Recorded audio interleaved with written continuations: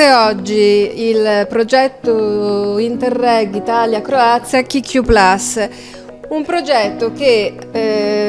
ci si lavora su da 2 anni già, ma oggi ci sono i 2 giorni di festival dove stiamo facendo dei tour esperienziali in giro per il territorio attraverso agriturismi e punti, monumenti e punti più storici per promuovere il territorio anche attraverso prodotti tradizionali, ricette tradizionali.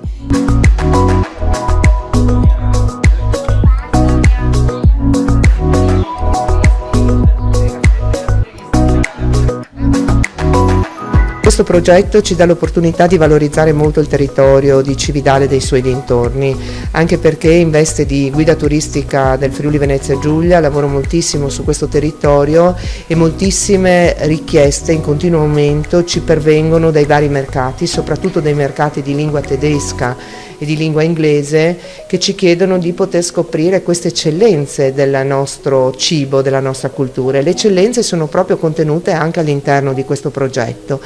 Lo scoprire queste aziende, assaggiare il gusto di ciò che loro producono, significa anche far conoscere delle destinazioni meno note, le cosiddette destinazioni minori, quindi fare un turismo lento, che è quello che